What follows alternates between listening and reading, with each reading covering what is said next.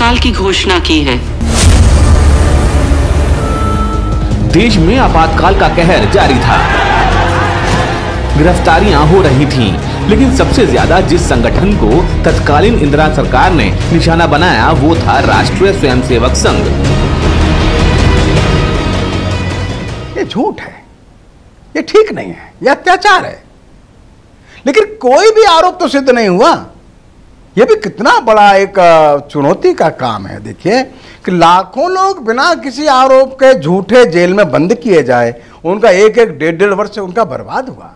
कौन जिम्मेदार है इसके लिए? एक लोकतांत्रिक व्यवस्था वाले देश में सरकार जेल में डालती है, उत्तर भी नहीं देती। 4 जुलाई 1975 को राष्ट्रीय स्वयंसेवक संघ के ऊपर प्रतिबंध लगा दिया गया। सर संचालक बाला साहेब देवरस को 30 जून को ही नागपुर स्टेशन पर पुलिस ने हिरासत में ले लिया। उन्होंने अपनी गिरफ्तारी के पूर्व ही आह्वान किया। इस असाधारण परिस्थिति में स्वयंसेवकों का दायित्व है कि वे अपना संतुलन न खोएं। सर कार्यवाह माधवराव मूले और उनके द्वारा नियुक्त अधिकारी के आदेशानुसार संघ कार्य जारी रखें। यथापूर्व जन संपर्क, जन जागृति और जन शिक्षा का कार्य करते हुए अपने राष्ट्रीय कर्तव्य का पालन करने की क्षमता जन साधारण में निर्माण करें। यह द्वितीय स्वतंत्रता संग्राम था। That was the second freedom struggle. 100 साल से अधिक अंग्रेजों के जमाने में भी कुछ बातें नहीं सुनी थी। ऐसी बातें केवल 20 महीने के अंदर हिंदुस्तान के इस धरती पर संविधान को दुरुपयोग करते हुए एक तानाशाह व्यक्ति ने यह एक अत्यंत आश्चर्य और दुखद विषय है। जयप्रकाश नारायण की अध्यक्षता में लोक संघर्ष समिति की स्थापना हो चुकी थी, जिसके महासचिव नानाजी देशमुख थे। लोक संघर्ष समिति की ओर से आपातकाल विरोधी संघर्ष में 1 लाख से भी ज्यादा स्वयंसेवकों ने सत्याग्रह किया। बिना किसी गुनाह के बड़ी संख्या में वे जेल भेज दिए गए।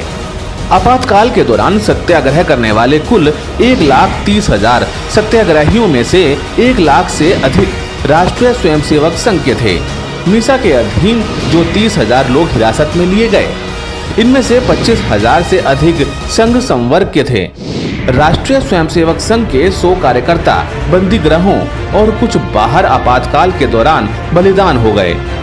उनमें संघ के अखिल भारतीय व्यवस्था प्रमुख श्री पांडुरंग क्षीरसागर भी थे। मालूम नहीं था कि जेल से बाहर आएंगे कि नहीं आएंगे। Even if you are killed there is no remedy. इस प्रकार के हिंदुस्तान के अटॉर्नी जनरल कह सकता है देश की सुप्रीम कोर्ट के सामने। ऐसी स्थिति जब थी,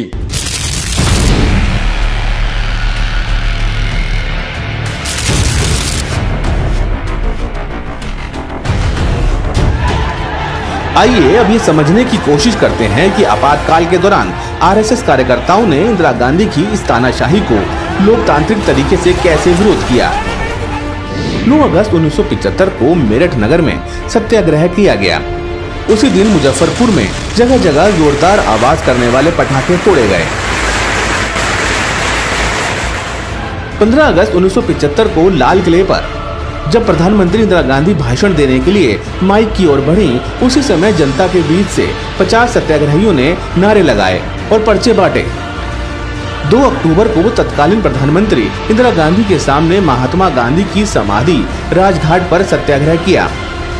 28 अक्टूबर 1975 को राष्ट्रमंडल सांसदों का एक दल जब दिल्ली आया था, तब कार्यकर्ताओं ने उन्हें आपातकाल विरोधी साहित्य वितरित किया। 14 नवंबर 1975 को प्रधानमंत्री के सामने नेहरू की समाधि के पास आपातकाल के विरोध में नारे लगाए गए। 24 नवंबर 1975 को अखिल भारतीय टीचर कॉन्फ्रेंस में इंदिरा गांधी के सामने मंच पर जाकर सत्याग्रहियों ने पर्चे बांटे और तानाशाही के विरोध में नारे लगाए। 7 दिसंबर 1975 को ग्वालियर में महान संगीतज्ञ तानसेन की समाधि पर सत्याग्रह किया गया। उस दिन रजत जयंती के कार्यक्रम का आयोजन था। 12 दिसंबर 1975 को दिल्ली में स्वामी श्रद्धानंद की मूर्ति के सामने सरदार पटेल की बेटी मणिबेन पटेल के नेतृत्व में महिलाओं द्वारा सत्याग्रह किया गया।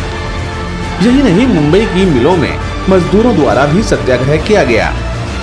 इस तरह आपातकाल के विरोध में और लोकतंत्र को बचाने के लिए राष्ट्रीय स्वयंसेवक संघ के कार्यकर्ताओं ने तत्कालीन सरकार के खिलाफ बड़ा जनमत तैयार कर दिया। इमरजेंसी के दौरान जब संघ लोकतंत्र को बचाने के लिए आगे आया, तब इंदिरा में भी वो दम नहीं था कि वो दुनिया के सबसे बड़े लोकतंत्र का दम निकाल सके।